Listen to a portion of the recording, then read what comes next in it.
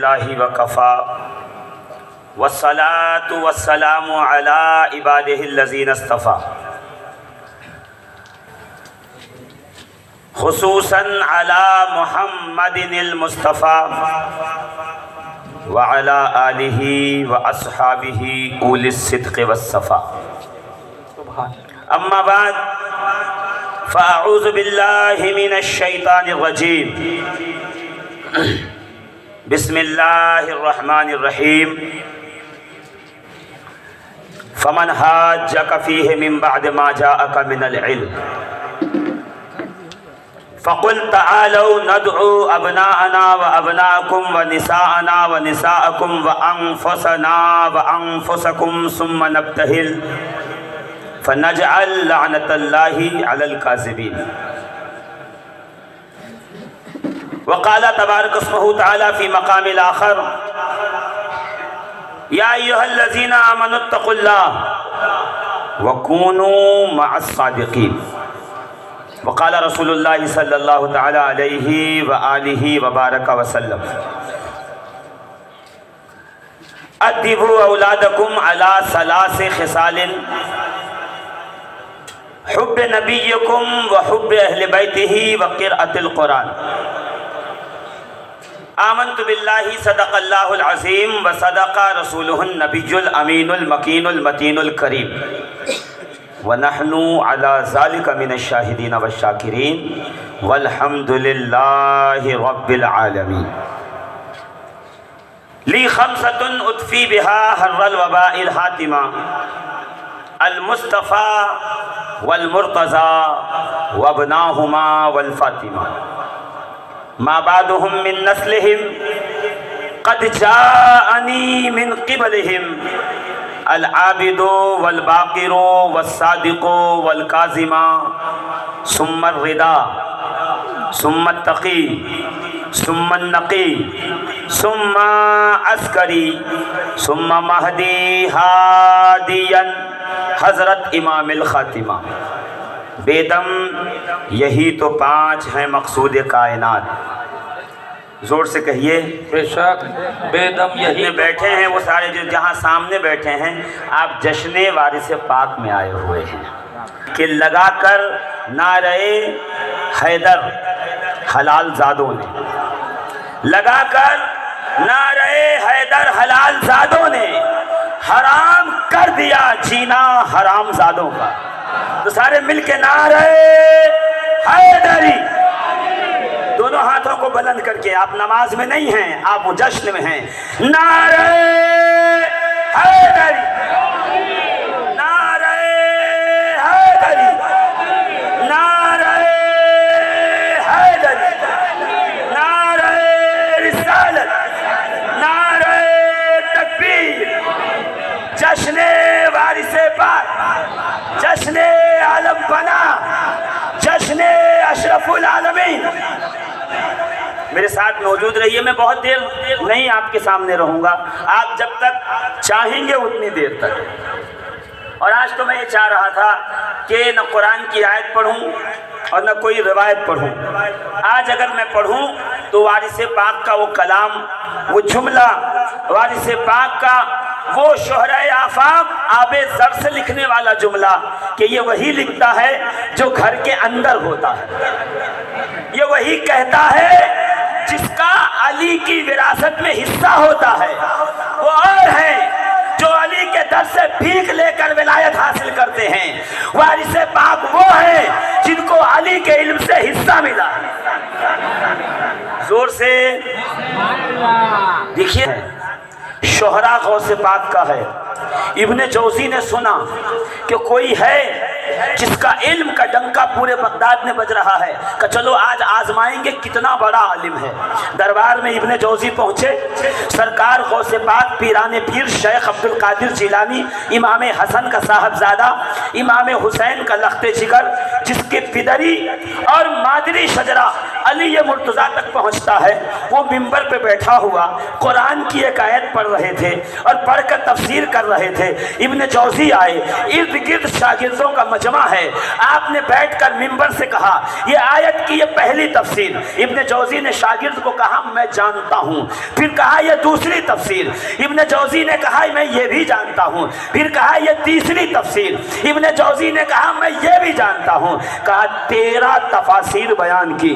ابن جوزی شاگردوں کو کہہ رہا تھا تم خامخواہ ان کے علم سے بڑے مرغوب ہوئے پھرتے تھے کہ بڑے عالم ہیں, یہ جو کہہ رہے ہیں میں وہ جانتا ہوں, میں وہ پہچانتا ہوں, میں وہ پڑھ چکا ہوں. کہتے جب 13 تفسیر ہوئی نا تو سرکار پیرانے پیر غوث اعظم دستگیر نے کہا سنو اب 14ویں تفسیر. کہ جب 14ویں تفسیر بیان کی تو ابن جوزی نے کہا خدا کی قسم یہ میں نہیں جانتا.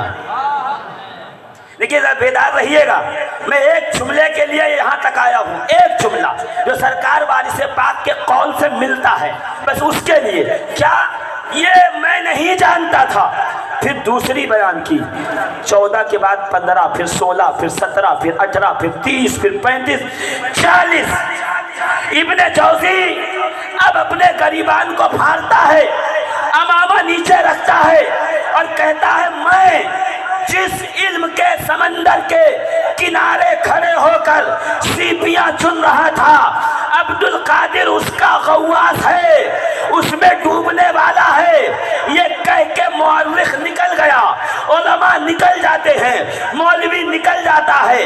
میں یہاں کھڑے ہو کر سوچتا ہوں آخر اتنا بڑا عالم گریبان کیوں چاک کر رہا ہے, کپڑے کیوں پھاڑ رہا ہے, بال کیوں نوچ رہا ہے, امامہ کیوں رکھ رہا ہے.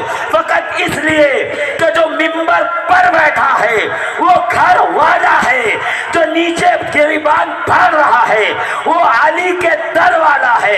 یہی فرق ہے, جو گھر والا ہے وہ وراثت علی کا حصے دار ہے, جو در والا ہے وہ علی کے در کا بھکاری. اسی لیے سیاحت عرب کے درمیان ایک بزرگ نے جب یہ کہا تھا شاہزادے کیا تلاش کر رہے ہو, جو چاہو گے ملے گا, میرے قریب آؤ, میں تمہیں علم, فیضان, معرفت, طریقت, شریعت, انوار, تجلیات جو میں نے ان صحرا میں رہ کے حاصل کیا وہ سب سینہ بسینہ دوں گا. مسکرا کر وارث پاک, عالم پناہ, وارث پنجتن, وارث علم حیدر کرار کہتے ہیں کہ سنو سنو کان کھول کر, ہمارے گھر میں کس چیز کی کمی ہے. زور سے جو مائک پہلے تھا ویسے کر دیجئے, یہ نعت خانوں کی سیٹنگ ہے, اس میں ہم نہیں چل پائیں گے کیونکہ آواز گونج رہی ہے. کیا کہا وارث پاک نے جب کہا تمہیں جو چاہیے وہ ملے گا, فرمایا سنو سنو ہمارے گھر میں کس چیز کی کمی ہے. زور سے, ہمارے گھر میں کس چیز کی کمی ہے, ہمارے گھر میں کس چیز کی کمی ہے. ہم آل محمد, ہم آل رسول, ہم اہل بیت, فخر مولائے کائنات علی مرتضیٰ کا غلام. زور سے, تم جس معرفت, جس طریقت, جس شریعت, جس علم, جس فضل کی بات کرتے ہو وہ اہل بیت کے گھر کی لونڈی. زور سے اور زور سے. عزیزان محترم, وارث پاک کا وہ جملہ جو ہے نا وہ آب زر سے لکھ کے لگانے کے قابل ہے. کیوں؟ اس لیے کہ وارث پاک نے جس حصے داری پر ناز کیا ہے اور دنیا کو بتایا ہے کہ تمہیں جتنا علم بانٹنا ہے ان کو بانٹو. جو در پہ ہیں, جو رسول کے گھر والے ہیں, انہیں تمہارے عطا کی ضرورت نہیں ہے. وہ جہاں بیٹھ جاتے ہیں وہی انجمن ہوتی ہے, جہاں بیٹھ جاتے ہیں وہی تحریک ہوتی ہے, جہاں بیٹھ جاتے ہیں وہی دارالعلوم ہوتا ہے, جہاں بیٹھ جاتے ہیں وہیں پر ان کے لیے یونیورسٹی اور مدرسہ ہوتا ہے. وہ جب چلتے ہیں اپنے ساتھ علم و فیضان کی بھیک بانٹتے ہوئے چلتے ہیں، علم و فیضان و معرفت کا خزانہ لٹاتے ہوئے چلتے ہیں۔ عزیزان ملت اسلامیہ، یہ گھر وہ گھر نہیں ہے جہاں مانگنے کی ضرورت پڑے، یہ وہ گھر ہے جہاں سے ہمیشہ بانٹا جاتا ہے، ہمیشہ دیا جاتا ہے۔ مجھے یاد آ رہا ہے امام موسی کاظم ابھی چھوٹے ہیں، کون ہیں؟ وارث پاک کے دادا امام موسیٰ کاظم، وارث پاک کے دادا ہے نا۔ کتنی عمر ہے؟ 4 سال، یا بعض روایت میں ہے 5 سال۔ اور موسی کاظم کے والد ہیں امام جعفر صادق۔ اور میں نہیں لکھ رہا، میں لکھوں گا تو لوگ کہیں گے اما تم تو ہمیشہ اہل بیت کی بات کرتے ہو، یہ جب جس جلسے میں بلاؤ غوث کہو، خواجہ کہو، مدار کہو، وارث پاک کہو، تاج الدین اولیاء کہو، میلاد ہو، محفل ہو، عرس ہو، یہ بندہ عجیب ہے، اہل بیت کا ذکر شروع کر دیتا ہے۔ اور یہی آپ کے ساتھ بھی ہوگا کہ دیکھیے یہ ہمیشہ علی علی کرتے ہیں، ہمیشہ حسین حسین کرتے ہیں، تو مسکرا کے فقط اتنا کہہ دینا کہ علی اور حسین بس اس لیے کرتے ہیں کہ مائیں ہماری نیک تھی، باپ ہمارا ایک تھا، یہ اس کا فیضان ہے۔ جب مائیں باکردار ہوتی ہیں تو بچوں کے زبان پہ ہمیشہ علی علی کا ورد ہوتا ہے، حسین حسین کا تذکرہ۔ امام موسی کاظم کیا عمر ہے ابھی؟ 4 یا 5 سال۔ اچھا، لکھنے والا کوئی مسلمان نہیں بلکہ یہود و نصارہ 21 علماء کی ایک ٹیم ہے۔ انہوں نے یہ ریسرچ کیا کہ پوری دنیا میں سب سے زیادہ ایڈوکیٹڈ پڑھے لکھے لوگوں کی فہرست بنائی جائے، جن کا وجود دنیا میں لوگوں کے لیے نعمت رہا ہو، دنیا میں لوگوں کے لیے اللہ کی رحمت رہا ہو۔ انہوں نے مل کے ایک کتاب لکھی جس کا نام ہے سپر مین ان اسلام، امام جعفر الصادق۔ زور سے بولو، ابھی تقریر میں نے شروع نہیں کی ہے، بس وہ ایک بات آ گئی جس جملے کے پیچھے چلا جا رہا ہوں۔ کیا؟ سپر مین ان اسلام، امام جعفر الصادق۔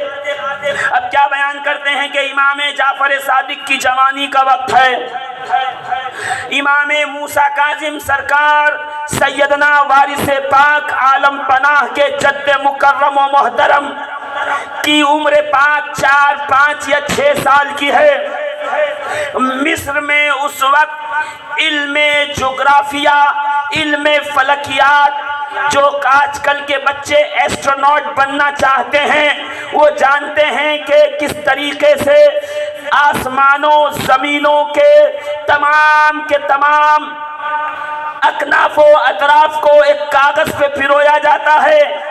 اگر آپ کبھی کسی اسکول یا مدرسہ یا یونیورسٹی گئے ہوں گے تو پرنسپل کے ٹیبل پر ایک دنیا کا میپ رکھا ہوتا ہے گول، جس پہ دکھایا جاتا ہے یہ افریقہ، یہ امریکہ، یہ ایشیا، یہ یورپ، یہ جرمنی، یہ جاپان، یہ فلاں، یہاں پانی ہے، یہ عرب کا ساگر ہے، یہ ہند کا مہاساگر ہے، یہ فلاں ہے، ایک گول سا گولا رکھا ہوا ہوتا ہے۔ کہتے ہیں کہ امام جعفر صادق کے دور میں مصر کا جغرافی اتنا عروج پہ تھا کہ مصر کے چھوٹے چھوٹے بچے جن کھلونے سے کھیلا کرتے تھے ان میں یہ گلوب میپ بھی تھا کہ چھوٹے چھوٹے بچے گلوب میپ سے کھیلتے تھے اور جغرافیکلی فیکٹس کو لوگوں کے سامنے مہیا کراتے تھے۔ اتنے عروج پہ مصر کا جغرافی اور ایسٹرونالوجی تھی کہ ان کو پوری دنیا پہ فخر تھا جب انہوں نے سنا کچھ ایسے لوگ دنیا میں ہیں کہ زمین جن سے گفتگو کرتی ہے، زمین کے اطراف و اکناف جن سے محو گفتگو ہیں، جو کائنات عالم کو ہم سے زیادہ جانتے ہیں، تو وہ امام جعفر صادق سے ملاقات کی غرض سے اپنے گھر سے نکلا۔ اچھا، جب نکلا تو کیا کیا؟ ایک ورلڈ کا گلوب میپ اپنے ساتھ جھولے میں ڈال لیا۔ کہ میں جاؤں گا اور کہوں گا. تھوڑی دیر پتھر کو آگے پیچھے کرتا رہا اور کرنے کے بعد پسینہ پسینہ ماتھے پہ ہوا, کھڑا ہوا, تھوڑا دائیں چلا تھوڑا بائیں اور بیٹھ گیا. یہاں جبریل جو انسان کی شکل میں تھے پوچھنے لگے کیا ہوا, جواب نہیں ملا. تو مسکرا کے بچہ کہنے لگا بزرگوار کیا بتاؤں, میں نے زمین کے ہر کونے کو چھان لیا, مشرق سے مغرب شمال سے جنوب, مجھے جبریل کہیں ملے نہیں. اب یا تو تم جبریل ہو یا میں, اور میں تو جبریل ہوں ہی نہیں, اس کا مطلب تم ہو جبریل. حضرت جبریل ہوا میں پرواز کر کے گئے کہ پروردگار ہم نے دیکھا ہے بنی اسرائیل کے بچوں میں اتنا علم ہے, تو جب بنی اسرائیل کے بچے سائچہ کھینچ کے عالم ہو سکتے ہیں تو آل محمد زہرا کے وارث ہو کے عالم کیوں نہیں ہو سکتے ہیں, حیدر کرار کے وارث ہو کے عالم کیوں نہیں ہو سکتے. عزیزان ملت اسلامیہ غور فرمائیے گا, کیا مصر کا وہ شخص امام جعفر صادق کے پاس آیا اور آنے کے بعد سلام کیا, گلوب پیش کر کے کہتا حضور یہ لیجئے, ہمارے یہاں بچے اس سے کھیلتے ہیں. امام نے لیا اور پیکٹ کا پیکٹ اٹھا کے گھر میں آواز لگائی, موسیٰ 5 سال کا بچہ دوڑتا ہوا آیا اور ان کے ہاتھ میں تھما کے کہا یہ تمہارے لیے تحفہ ہے, یہ بزرگ آئے ہیں مصر سے اور یہ لے کے آئے ہیں.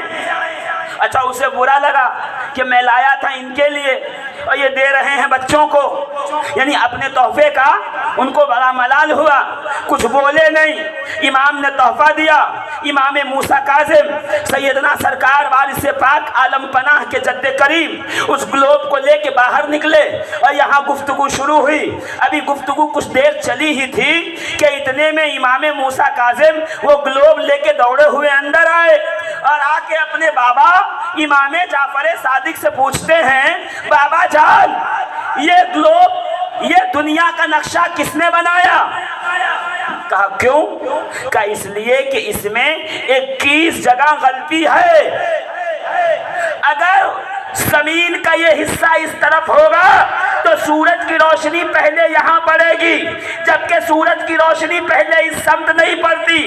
مطلب یہ ہوا کہ جس نے بنایا ہے اس نے قیاس لگایا ہے. اگر ہم سے پوچھتا تو ہم اسے بتاتے بھی اور دنیا کی حیت دکھاتے.